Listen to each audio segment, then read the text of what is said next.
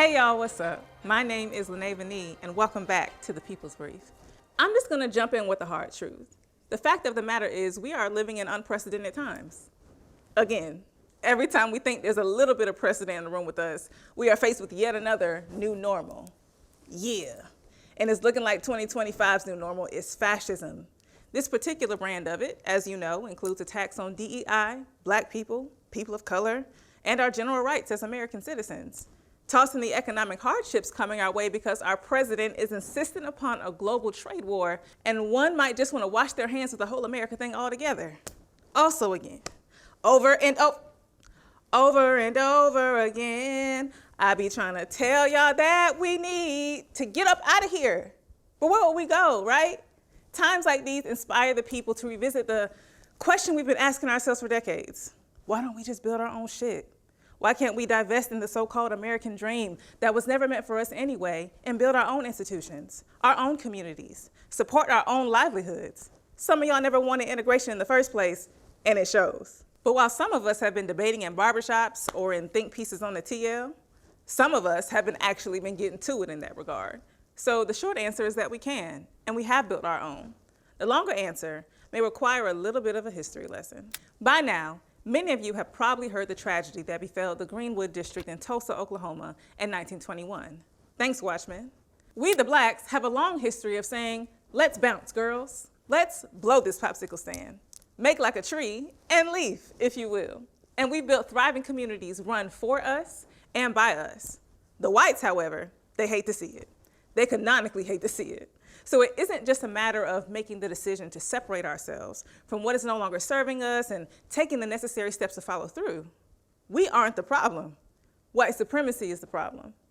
Tulsa's thriving Black neighborhood with over 10,000 Black Americans, 2 Black newspapers, several churches, and scores of Black-owned businesses terrorized, bombed, burned to the ground in less than 18 hours for no real reason other than the simple fact that they could. As has been discussed heavily in recent years by our internet cousins with their degrees in history, sociology, and the like, you may have also heard by now that tragedies like Tulsa have occurred over and over again as well. Lake Lanier, a flooded Black city. Central Park, built on top of a Black city. And what wasn't covered up or obliterated, neighborhoods like Bronzeville in Chicago, Haiti in Durham, Sweet Auburn in Atlanta, West 9th Street in Little Rock, Fair Street in Jackson, Richmond's Jackson Ward and Syracuse's 15th Ward were simply ripped apart by urban renewal and redlining. So, long story short, the cautionary tale forebodes that if we build it, they will come. But the Black America I know, she's got a little knuck if you buck in her. A whole lot of I ain't never scared with an abundance of still I rise. That last reference was not a rap song, but Maya Angelou, pen game still go crazy. Now, the idea that we don't have anything of our own or that grasping for something of our own isn't sustainable is far from the truth. It's 2025, baby. White supremacy-induced capitalism is slipping, and we getting in where we fit in. Black business is booming, sure, but we already knew that. Right now, an estimated 5 million Black entrepreneurs own businesses in the US, representing 14.5% of all business owners. But what we don't hear about as much is just how much space we are taking up through the people's efforts to reimagine and erect self-sustaining Black communities. Folks like Atlanta's own Cam Kirk, photographer turned mogul, whose new studio on the Beltline is taking up literal space where most of us have been priced out, who understands that building Black means pouring into our communities financially and otherwise. But first, I'm gonna walk us through a tale of 2 cities. A cautionary tale here in the metro Atlanta area with one city that's been infiltrated by #them and the other that hasn't, but is facing its own unique challenges. So let's really get into it here on The People's Brief.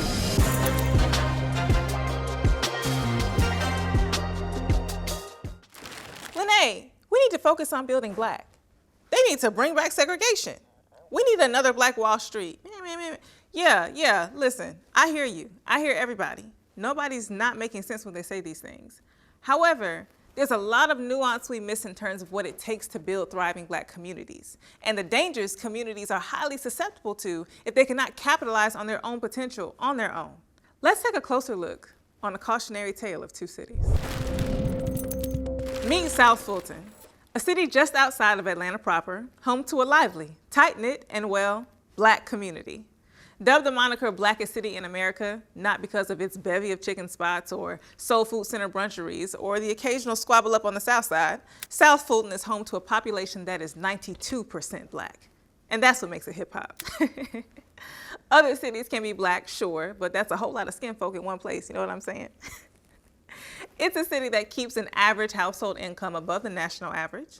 The home ownership rate is nearly 70%, and the average cost of a home in this Black-ass city with your Black-ass neighbors, about $200,000 less than the national average. It's bustling with Black businesses and, of course, Black consumers. The city has an all-Black council who, alongside Mayor Khalid Kamau, America's first Black Lives Matter organizer to hold public office, even has a strategic plan for critical priorities, innovative strategies, and measurable objectives to drive sustainable growth. This is a city planning for today's inhabitants and tomorrow's. It's a vision of what I mean when I say building Black. While the city has its faults and even the council members aren't strangers to conflict with the mayor, can we put that up on the screen, please? The blackest city in the United States of America is heading into Black History Month with its all-Black council tearing each other down. We're not tearing you down. You took your Black behind over to Africa for 20 days and didn't tell anybody. It's still a worthy model for what I mean when I say Blackest city in America. But you don't have to take it from me. I want to let the people speak. Let's hear what the people on the streets of South Fulton have to say about what it means to live in the Blackest city in America. Have I ever had a moment where I felt like this was the Blackest city in America? Have you been to Camp Creek? Honestly, I have a couple of times. Yes, definitely the Blackest city in America, very much so. I go to Westlake High School, and the Friday night games, I'm telling you, you just have to be there. Everybody's Black. It's a great place. I'm saying I love it. Describe my city in 3 words. Creative, fun. Thriving, unity, and community. Police, Camp Creek, Gaucher's Tapas Bar. The life of the party. What does it feel like to wake up every day and see everybody looking like me in South Fulton? Honestly, it's an honor and a privilege because not everybody gets to experience this and live in a community where you're surrounded by people who look like me. I'm saying it's a pleasant sight. You know what I'm saying? Going to the grocery store, feeling comfortable. This is home. You know what I mean? If gentrification snuck its way into South Fulton, I say I gotta go. I would think that they're doing it backwards. Yeah, I gotta go. I gotta go. And there you have it. The people have spoken. But now that we've heard from South Fulton, I want to take a trip back over to the Black Mecca and hear from them. Now, just about 30 minutes away from South Fulton is a neighborhood of Summer Hill in South Atlanta. Summer Hill used to be Black, but is a perfect example of what happens when a place like the Blackest city in America is left without the resources to sustain, not through any fault of their own, but you know, gentrification. Now, it's nestled right into a pocket of hipster pubs, overpriced, inauthentic Mexican restaurants that specialize in hot dogs. And now I hear they got a speakeasy. Although Atlanta leads the nation in Black-owned businesses, as of last year, Summer Hill only had 1 Black-owned dining option. Shout out to Grits and Eggs. Needless to say, it's white now, but that's kind of the point. The area actually used to be considered the most prosperous Black neighborhood in Atlanta. What changed? And what set Summer Hill apart from South Fulton? Caucasity. What else? Summer Hill in all its Blackness was stunted by urban renewal, AKA they built highways in them Black folks' backyard, and a wave of white residents raised rent and hell amongst those Black residents and pushed them out. Without the resources for infrastructure, finances, or protocol for fighting against gentrification, Summer Hill's identity was stripped in the service of Atlanta transplants under the guise of revitalization. But hey, it's not just hipsters and white families over there. We gotta be fair. The Georgia State students who can afford the rent live over there too. Now, I also wanted to take some time with the people of Summer Hill to see what they have to say. Let's see what's going on. The culture of Summer Hill has changed quite a bit. It's definitely blown up and just changed through completely different environments. Demographically too, just the population is very, very different, a very different vibe. I say a part of the gentrification, like an effect of that, is the homeless population increasing. I think if they started developing, they could have paid a little bit more attention to the needs of the area. I think, for instance, we have a grocery store now, but it took a little while to get there, and knowing how far neighbors had to go, it seems like that should have been a little bit of a higher priority than some of the other businesses we have. We're really just not getting, that $1,400, $1,500 rent that we're paying for, and it's sort of frustrating. Now, these are but 2 cities/neighborhoods in the metro Atlanta area, but I'm sure they look a lot like some cities near you. Places where you can just smell the construction hats and bag traffic in the air. And places that might be moving a little slower but are determined to move forward. But there is also something to be said about disrupting, about not allowing the intimidation and seemingly overwhelming speed of gentrification to completely wipe out what lies beneath. My next guest is someone who knows all about that, and we'll talk to him about it when I get back. My next guest is not just capturing culture, he's creating space. From photographing hip-hop's biggest names to building studios and galleries in places never meant to see us thrive, he's flipping the script and carving out space and building community for Black creators. Make some noise for Cam Kirk. Hey Cam, Hey, how you are doing? you? I'm blessed. Thank you so much for coming to the show. Sure, thanks for having me. This is Absolutely. Absolutely. We're a long ways from the parking lot. Yeah, for Yeah, sure. you were one of my first guests for my, self-produced concepts. Yeah, we've been there. It was nice. It rained a little bit, but we had a good time. It rained a little bit, but now we inside. Amen. Love it. Amen. Love it. So I know you from school. We weren't on campus at the same time, but by the time I got to Spelman, Cam Kirk was already a legend. He was a hometown hero. Yeah. We knew him as a photographer to the stars. Yeah. But your start, like many folks, started with you pulling together all the resources you possibly could with the limited resources you might have had. There is a Forbes article with a headline that says you started your career by borrowing $4,500, Yep. and now you're making millions. So can you tell the people a little bit about that story? Wow. So Morehouse changed my life. So that's the campus that raised me, as an adult for the most part. So I came from PG County, Maryland. So I'm kind of used to being around Black excellence, but most people I saw in Maryland, they went to work every day. Atlanta has a vibe where you can be excellent and I never see you clock in nowhere. It's like, I don't know what you do, but you do something great. So when I came to Atlanta, it opened up like a more experimental side in my brain where I saw the ability to have success in unconventional ways and not just like putting on a suit or going corporate. I was just about to say that. Most Morehouse grads suit up every day. Yeah, Morehouse is really pushing you right there. They give you that one-track mind, but I kind of broke out of that. So that article in particular is referring to on campus my junior year, I actually threw a concert on campus, really off campus, but for the students on campus. I booked Wiz Khalifa for a concert. Okay. And it's really one of those magical stories because I was just trying to reach out to bring Wiz to college, to campus. I was a big fan of Wiz Khalifa. This was during the mixtape era. And Twitter had just came about. So this was the first time you actually could maybe reach out to an artist or get an info in their email or something like that. So I reached out, and the original email was like, would you come to campus and do a meet and greet for the students because we love you on campus. And they totally ignored my message, and I think they just saw Atlanta. It was good. They just saw Atlanta and was like, man, we booking tours. Like, we booking concerts right now. We booked 49 cities. We have one more city available, and that's Atlanta. What are you trying to do? It was like, I told you what I was trying to do, but they like, what are you really trying to do? Me and my roommate, we got together. We're going to book this concert. I don't know what's going to come of it, but maybe I just want to do it. He's my favorite artist. And that concert completely changed my life. And it put me in a perspective of not only just an entrepreneur, but it's the first time I ever used the abbreviation of Cam Kirk. My name is Cameron Kirkland. First time I broke that down. And the first time I did anything outside of a campus setting and it introduced me to the music industry. Okay. And just the experience of working with other talented individuals and creating something big within the city of Atlanta. And that concert sold out. It was the most talked about thing on campus that year. And it just got everybody in Atlanta like, who is this? I was 21 years old. Who's this kid? And how did he book Wiz Khalifa? Like, what's going on? And that just really created a spark in me that saw that I could do something great in this city. And that really just set it off for me. That's amazing. I don't think I knew that story as intricately as you just told it. Yeah, it's deeper than that, but I'm gonna give you the abbreviation. Okay, cool. We appreciate you. Yeah. But so coming from PG County, Maryland, you seem to get to know the city very quickly. You seem to get to know the city very quickly and very well. I wonder what part of your instincts told you that it was a good idea to put your first studio across from Magic City in downtown Atlanta? Man, just similar to the Wiz story, I'm guided. You know, I feel like I'm guided by like a higher being or higher power.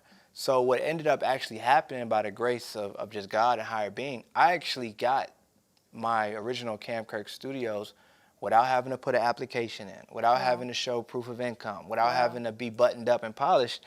And they actually just kind of led me into the space and was like, if you can cover the cost of the rent, this entire space is yours. We don't even need to do background, paperwork, or nothing. And if you know what it's like to be an entrepreneur, sometimes you ain't buttoned up, you ain't really ready to do that.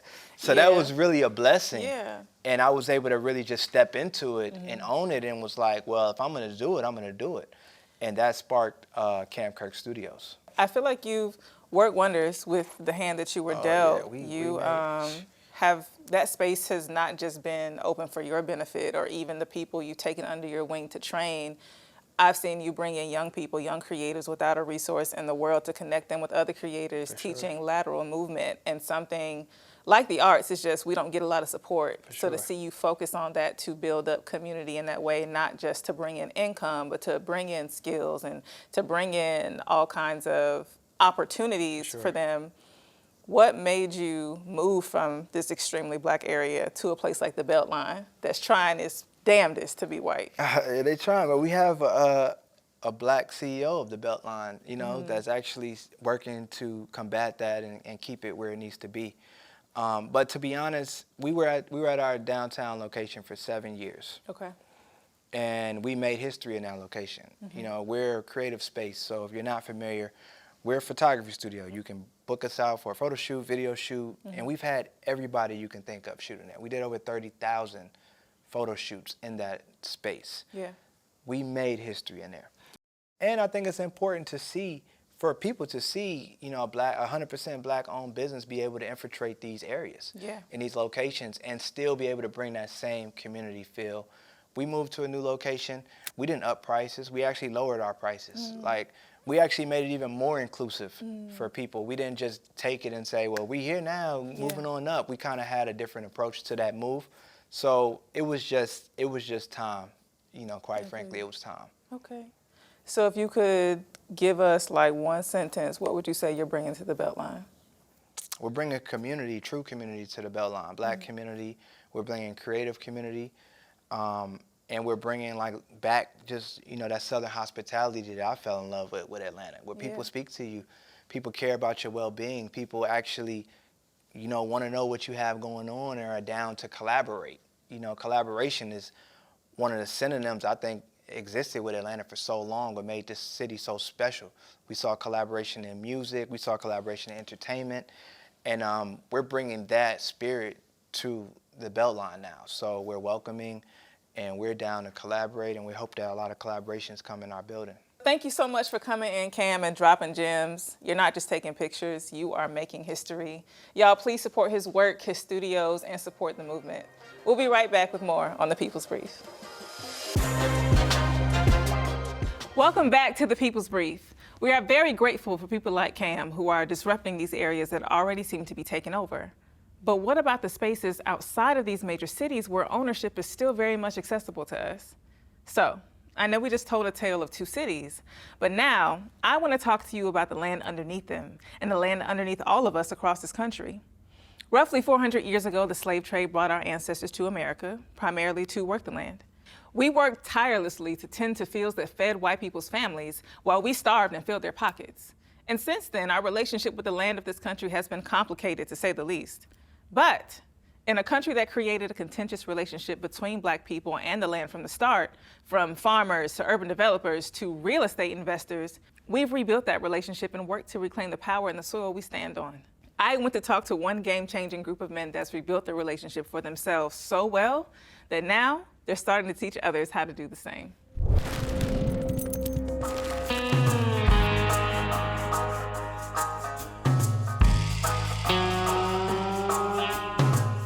If anybody asks me where I'm from, I always say the South.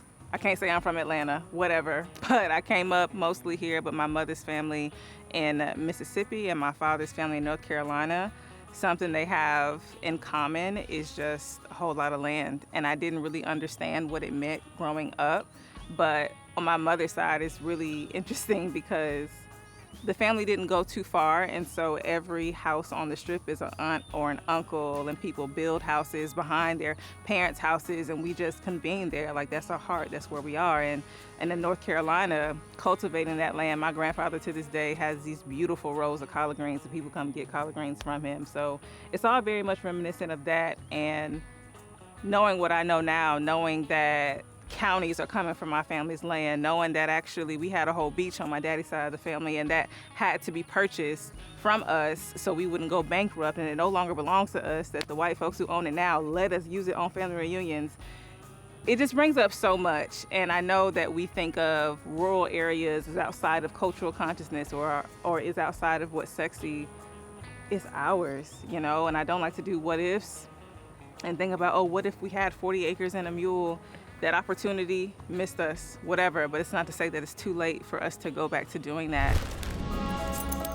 I'm here with the Acre Boyzz, Ray and Jay. We're just on one part, a swath of land in South Fulton of their 31 acres of land that they are flipping, farming, and reclaiming, and you're not gonna believe some of the things we're gonna see here today. So the thing is, not everybody has a farm to have this vast opportunity to grow and cultivate. And so I'm really excited to see how you're going to show me what we can do with what we have. Yeah? I'm excited about it. Okay. Because there's a lot that you can do with a little bit or a lot. Okay. So what we're going to do with a little bit is plant a tree today. I'm here today with Patrick Muhammad of Acre Boyzz Farming, and he's going to help me plant my tree. Yes. What kind of tree is it? This is a mulberry tree.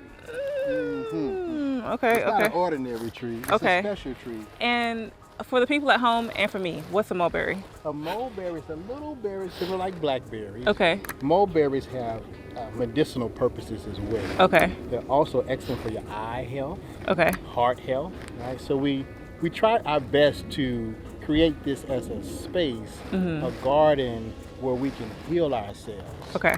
Physically and mentally. Okay. And so we chose the mulberry bush because it brings a lot of those medicinal values. Okay.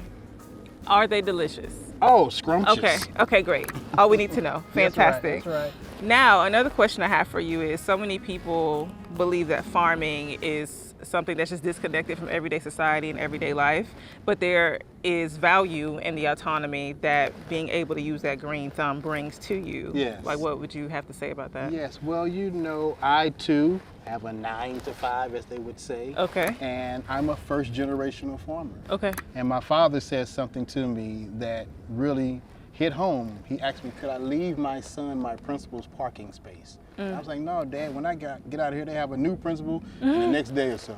He said, well, you need to find something that you can pass on to your children and the next generation. Okay. And I began to study white wealth.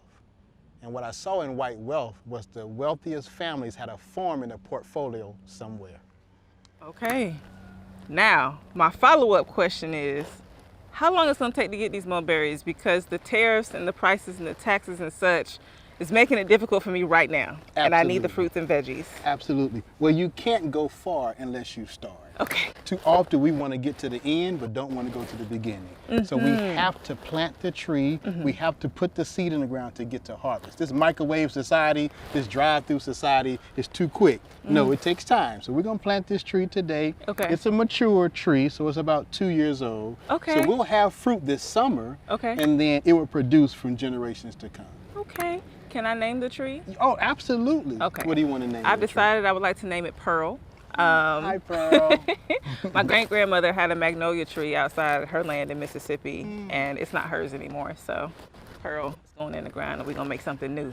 Right. Yeah. And that's so important that you understand what Grandma had. Yeah. Because desire feeds the will. She doesn't have it anymore, but you're going to create the reality of you getting it back. Even if you don't live there, get it back and add it to the family portfolio, so then somebody may want it and you can pass it right to them. Yeah. Okay. You ready, Pearl? Come on. I think we got some help. I'm going to see Ray and Jay with the Acre Boyzz to come help us out. Okay. Okay, so let me talk to you all about this fruit tree, this mulberry tree, all right? So when you're planting a tree, you see the base of the tree that has the root ball. So you have to dig a hole twice the size as the root ball. Now, once we plant this tree and place it inside this hole, it's all about making sure it has a firm foundation and it's set aright.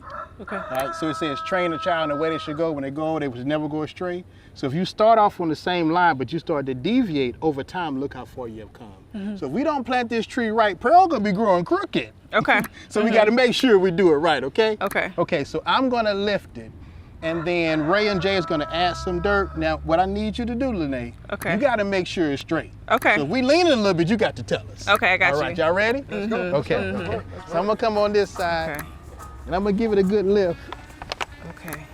All right, Lynae, I'm going off you. Okay. Tell me if it's straight. She is leaning a little bit. She's leaning She a is little bit. But I think she's leaning where she is already. She's leaning.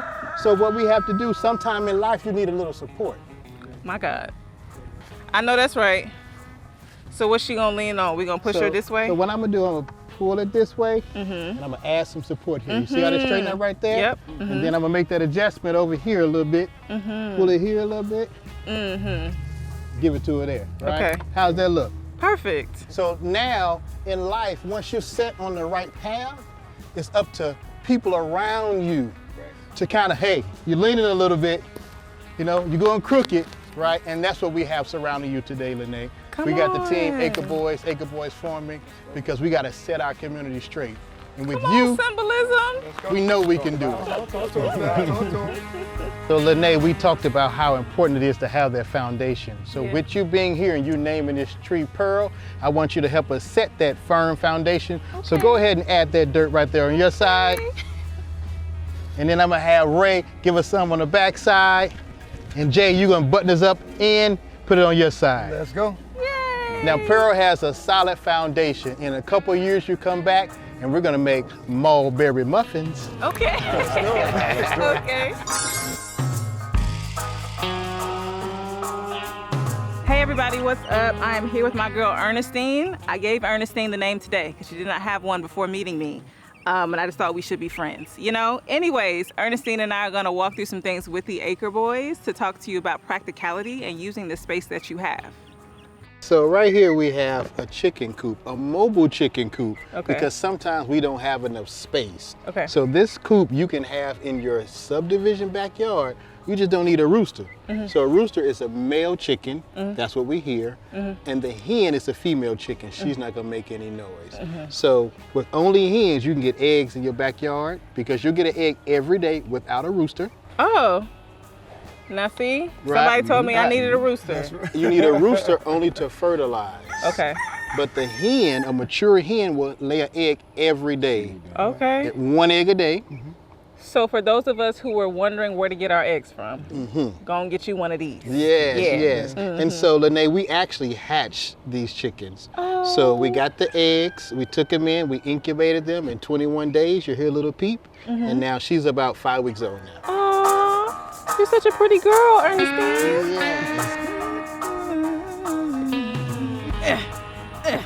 I don't think I'm doing this right. Okay, guys. Well, that's over. So very excited though. I'm definitely gonna be taking a lot of these tips and figuring out what I can do with the balcony outside of my apartment because I'm trying to get like y'all. You see what I'm saying? Anyways, we're moving on now to something called the Jones tree to give you a little bit of history, okay? Catch you over there. So this is the famous Jones tree.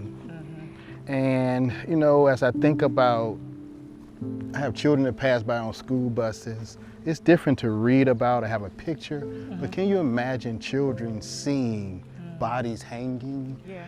That'll bring everything right back to the forefront. And so this is that tree.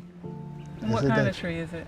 This is an oak tree, strong oak tree to hang those bodies. It had to be strong enough. Yeah, so they chose those trees. Intention. And as you see in this pasture, it's profound.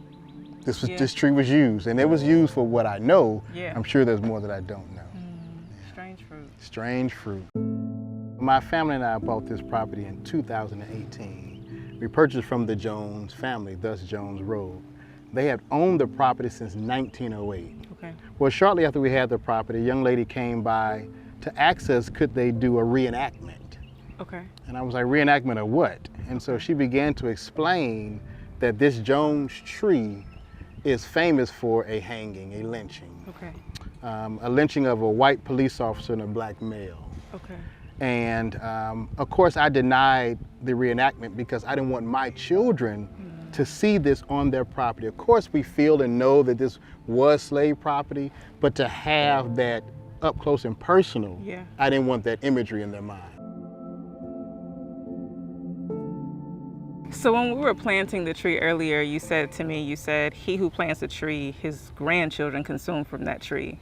And so how does it feel for you to have purchased land and essentially be a grandchild figuring out the fruit of this tree? What does that mean for you? It's very humbling because now I get a chance. I have a pecan tree that I didn't plant that gives me pecans all year long. I bring people by the farm and they purchase the pecans. The opportunities that the land creates. And so as I'm thinking about what I'm passing on as a grandfather would pass on this pasture we have horse boarding.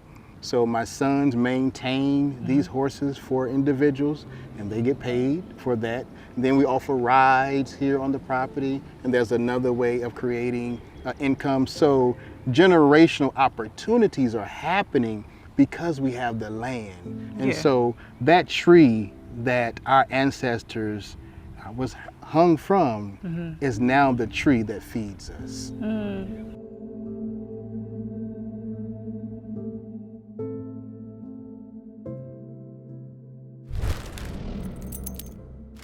The hanging tree is something else. You know, I feel like coming from the South, there's always a chance that I'll either come across some land, a tree, an old house that has some sort of racist history, and to know the violence that was set upon our people and that was sanctioned by the state in ways that really hasn't changed to this day. But it's a beautiful thing to see us retake ownership and reclaim lands that were trifled on, because I ain't gonna claim to know everything, but I do feel like I know Mother Nature is on our side and she holds our memory. So to be able to come in partnership with her in that way and ensure that peace is what continues to set upon that land, I think that is beyond anything that we could do physically. Like it's bigger than us for sure. So when we think about Black people and white dominated spaces, there's often the assumption that we'll be boxed out, closed out, that there's challenges. Can you talk to us about what navigating those challenges might be, if any at all? I think some of the challenges is the education. Because when we pull up the raw numbers of who owns what throughout this country, we're last in the space. Blacks own less than 3% of all commercial land, less than 2% of all agricultural land, and less than 1% of all farmland. We pretty much don't exist when it comes to that space. So I think it's the education, knowing that this exists, knowing that this has always existed. Land is the first real estate transaction in the history of real estate. And once we start to tap into those things, we can begin to take those resources and bring it back to our community and take advantage of all that the space has to offer. So it doesn't feel like a whole lot of red tape? No, do you think? No, I don't think a lot of red tape at all. I think, like my partner said, it's just a matter of understanding and getting the information. See, there's one thing that we know already. You can get information and not execute on the information. The major thing that we see with a lot of people, they get information, but they have a challenge with actually executing with that information. So there's a barrier and a bridge right there, and those are some of the things that we help people get over, that bridge of actually from inception to actually doing the actual work. You know what I mean? Okay. Yeah. Okay. So what do you think your long-term vision is for Acre Boyzz? Yeah, my long-term vision for Acre Boyzz is to continue to put this message out there on the highest level as possible, so we can get this to a massive amount of people's ears. Once we do that, that's when we can come in and have those strategic partnerships. Like, we're not farmers, but we were smart enough to partner with a farmer that's already in business, and that way now we have Acre Boyzz farming. Then we can start to pool money, put our resources together and buy bigger lands and start to cultivate subdivisions and start to come up with our own houses and our housing communities and things like that. So just our task is to make this cool as possible so the masses can say, hey, let me give an ear to that and see what's going on. The same way you tune into your favorite rap song, I want them to be able to tune into something that's tangible and something that they can begin doing immediately with their families. See, I'm a big quote person, right? And one of my favorite quotes that I have on my wall is that The uneducated man is not the person that didn't go to school. The uneducated man is the person that has lost his ability to unlearn and relearn. So once all of these things out here in these ecosystems, what we have learned over trial and error throughout this whole time is to unlearn a lot of the old behavior that we have, because in order to get something new, you have to do something different. The old you never qualifies for new results. So this is why it's so important, like my partner said, to bring this message out here to the people, because now this is cool. Like we're talking about rappers and different things like this. This is, hence, Acre Boyzz, all these different things. We look like you. We may have on Rolexes, whatever the case may be, because for our people, here's what has to happen. In order for, unfortunately, for our people, it has to be sexy. You have to have something to draw them in, and then they tend to listen as they go through the information, for sure. And that's strategy, and that's strategy, and that makes sense. For sure, absolutely. So thank you guys. Absolutely. Thank you guys. Appreciate you for coming out, 100%. Absolutely. That's right. I've thoroughly enjoyed my time here today. Yes, thank you so definitely. much. Appreciate you. We're out here with the boots on the ground. That's right. Let's go.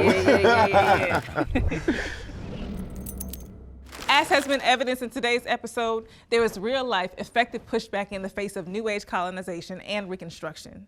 Many of us are embracing and engaging in the very things you think we're not paying attention to. If you notice, in several of the stories presented here today, the minds tackling the concept of Black ownership aren't just chasing the optical illusion of the home to the Black Panther. They are invested in its sustainability. We are not just focused on Black presence, but Black futures. And that's the Afrofuturism that I can get behind. If you notice, in Ryan Coogler's films, he imagines a place that has its own self-sustaining energy system. He envisions hydro or water-powered machinery. We see wide expanses of land and self-sustaining agriculture core to the sustenance of everyone from royalty to the Dora Milaje to everyday people on the street. But what I think I love to see most is that everybody from top to bottom has a role, and everybody from top to bottom is considered and cared for. So if we want to see thriving and protected Black communities pop up out of the ground like daisies, we have to hold ourselves accountable for doing our part. Inaccessibility to land and resources is not our fault. But when we get an opportunity to do something about it, we have to be committed to doing it well and doing it the right way. And we're just here to help you do that the best way we can. So please, never miss a beat on the People's Brief. I'll be back next week with more time.